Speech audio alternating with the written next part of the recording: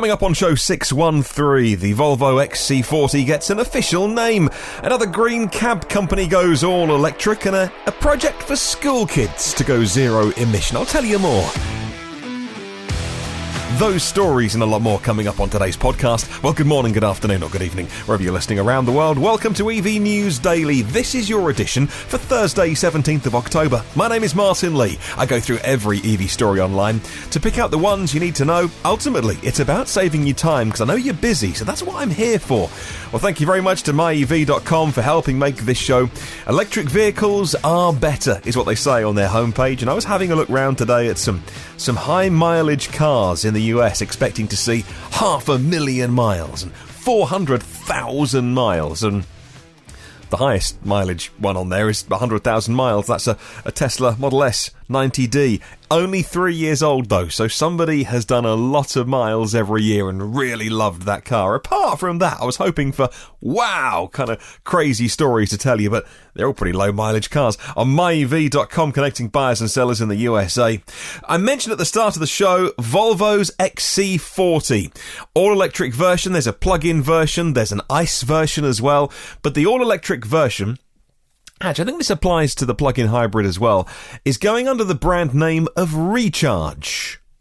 Good name. Like it. Volvo XC40 is a good-looking car, nice crossover SUV style. And the Volvo XC40 Recharge arrives as Volvo's first battery electric car and the first Recharge model. Battery size then, well, this one's going to have 75 kilowatt hours, and that, I reckon, is just about bang on the money for a car that'll be bought by people that want to do long journeys, long distance motorway journeys, but will probably just be used for taking the kids to school Monday to Friday. According to CarsUK.com, it looks almost identical to the fossil version of the XC40. The Recharge version gets a blanked off grille, a 75 kilowatt hour battery pack lurking under the floor, and 420 brake horsepower. That is plenty. Volvo says it'll deliver more than 250 miles of range on a single charge, but the most appealing thing is that it comes with the same dual motor 4-wheel drive electric powertrain as we've seen in the Polestar 2. Of course, Polestar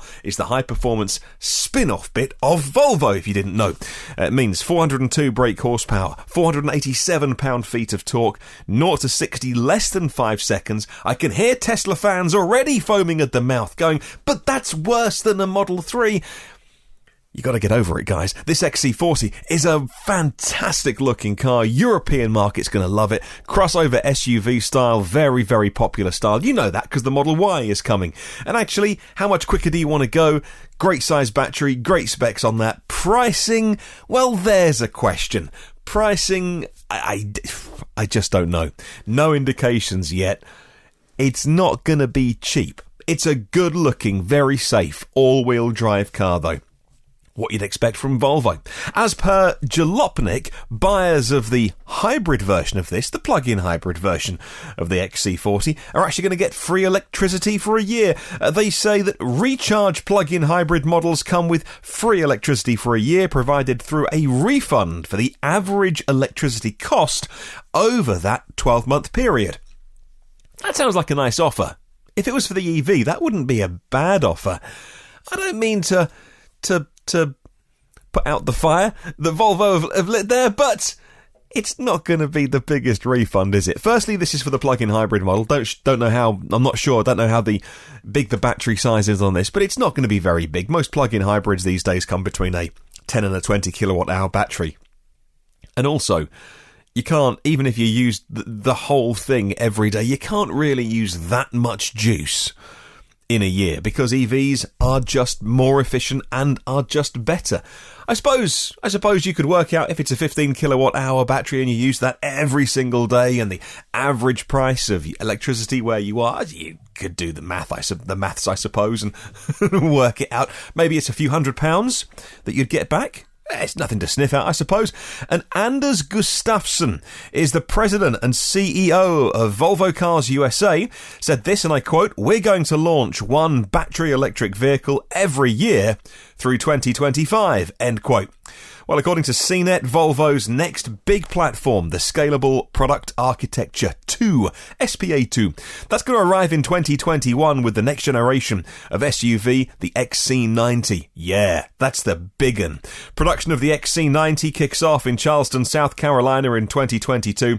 That car will, of course, be able to be sold with a full battery electric version from the start. For its future electrification efforts, Volvo is drawing on the engineering efforts of its spin-off performance brand Polestar. The SPA2 will also underpin the upcoming Polestar 3. You're keeping up. Lots of numbers. The electric SUV. So once the Polestar 2 is up and running, the next thing, the Polestar 3, funnily enough, doing what, well, somebody else did that, didn't they? They launched with a sedan, and then they went with an SUV style, and Volvo doing exactly the same. That's going to be on sale either 2021 or 2022. The pure electric XC40, though, to bring this story full circle, is also going to be built on the same platform, with pure electric version from the same from the very beginning, full EV application. In addition to the XC40 Pure Electric Recharge, it underpins the Polestar 2, the platform as well, and the XC40 is going on sale in the US late next year. You got to wait a 12-month period before you can get it. I'm sure that'd be a very popular seller, though. Hey, moving on. Here's a story I missed from a couple of days ago, reported on the 14th of October on WKOW.com in the US. A Madison cab company is set to become one of the first in the US to run all-electric vehicles, all-electric Teslas on their taxi fleet. Green Cab's owner told 27 News the taxi service is partnering with Zerology. Good name. Zerology is going to replace the fleet of hybrid cars with Tesla vehicles, so they become a pure electric taxi company. Green Cab's website says it's the city's only hybrid ride-sharing service. Been going in Madison since 2010, using Priuses for now, but they're moving onwards and upwards. As hybrid technology starts to look a little long in the tooth, they're going all electric. Yesterday, on the podcast, I did go with Clean Technica's article about the Tesla Model Y beginning production earlier than anticipated, sometime in Q1. So I reinterpreted that as there will be Model Ys made before April 2020. And actually, that's a really positive story.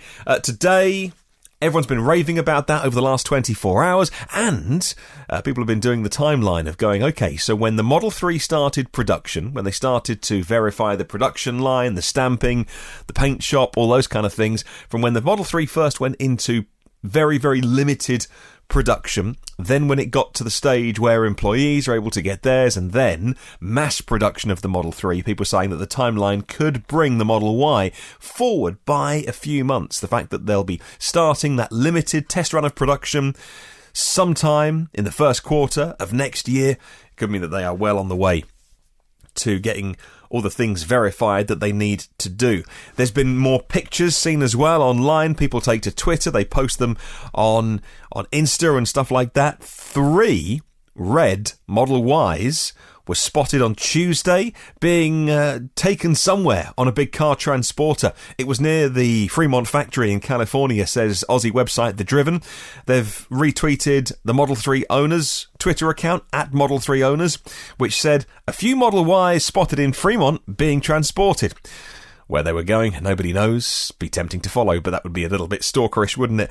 You know what? It looks great in red. Looks really nice in Tesla red. Another Model Y has been seen, though, in midnight silver, spotted on Highway 680 in Fremont, undergoing some road testing by the look of it.